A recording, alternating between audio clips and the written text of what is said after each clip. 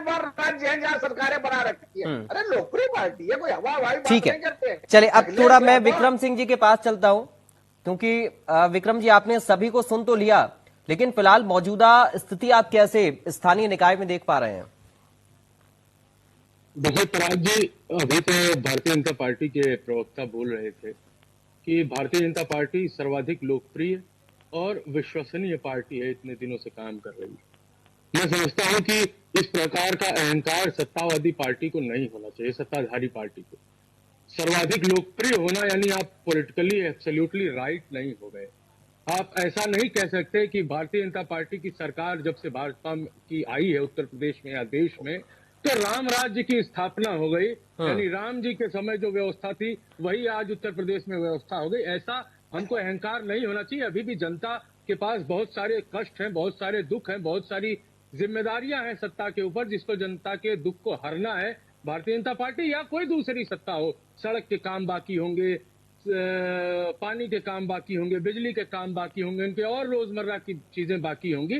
तो इस प्रकार का हमारे अंदर अहंकार नहीं आना चाहिए कि हम सर्वाधिक लोकप्रिय हैं, सर्वाधिक शक्तिशाली पार्टी है, इसलिए हम जो कह रहे हैं वो सबसे सही।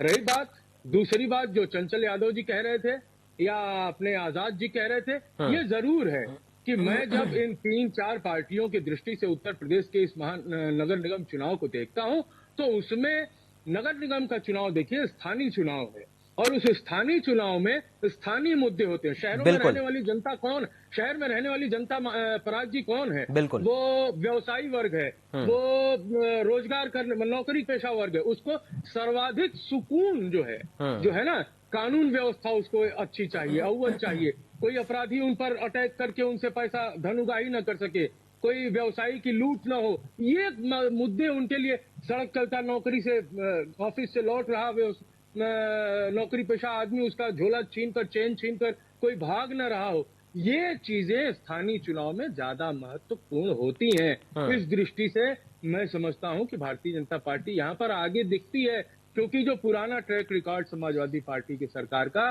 बहुजन समाज पार्टी के व्यवस्था में भी सरकार में भी कानून व्यवस्था अच्छी थी, लेकिन मैं समझता हूं कि मायावती जी ने अपने आप को इस चुनाव से दूर करके स्वयं को खुद ही तीसरे पायदान पर वापस कर दिया।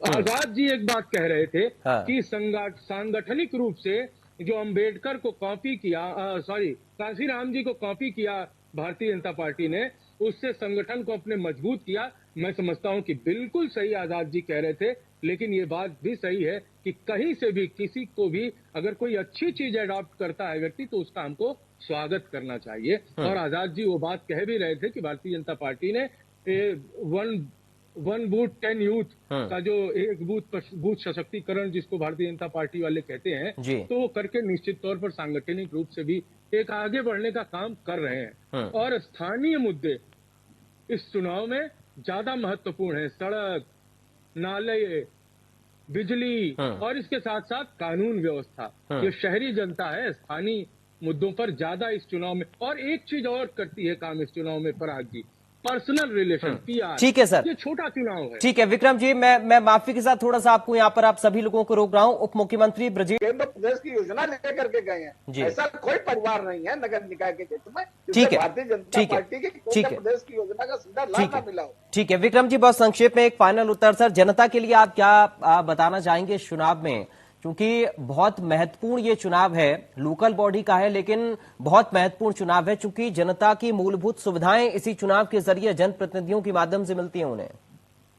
जी बिल्कुल, ये चुनाव देखिए, एक तरफ तो समाजवादी पार्टी है जिसको अपनी खोई हुई जमीन में बीज वपन की तलाश करनी है।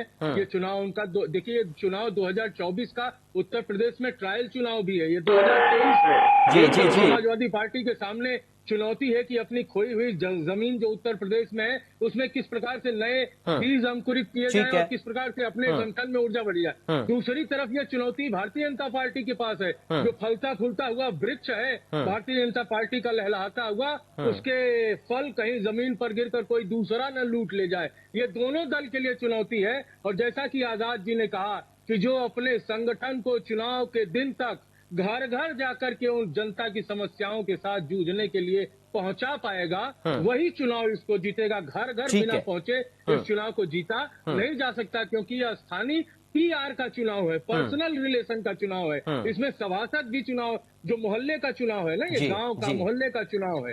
इसमें मोहल्ले मैंने एक एक घर एक एक परिवार से संपर्क करने पर ही चुनाव जीता जा सकता है। बिल्कुल, आपने बहुत बेहतरीन बात कही है। चूंकि स्थानीय स्तर का चुनाव तो जनता से संपर्क और संवाद उतना ही ज्यादा जरूरी है। बहुत शुक्रिया आप चारों खास मेहमानों का आज की चर्चा का हिस्सा बनने के लिए, और हम उम्मीद करेंगे कि स्थानीय मुद्दों पर बात हो स्थानीय स्तर पर, चूंकि ये चुनाव होने जा रहा है। तो प्रदेश में नगर निकाय चुनाव को लेकर राजनीतिक दलों में गाहमी कैसे तेज हुई है, ये आपने लगातार देखा। बीजेपी हो, Congress party, Samajwadi party, Bahujan Samaj party के जो नेता हैं वो अपनी अपनी सरकार के कार्यकाल की उपलब्धियों को गिना रहे हैं। प्रचार प्रसार में जुटी है भारतीय जनता पार्टी, जहां सरकार के विकास कार्यों को बता रही है कि कैसे और क्या उपलब्धियां हैं। तो वहीं विपक्ष पर भी निशाना साधने से बीजेपी के नेता नहीं चूक रहे हैं। दरअसल निकाय चुनाव की चूंकि हम बात कर रहे हैं, तो इसको लेकर खुद मुख्यमंत्री योगी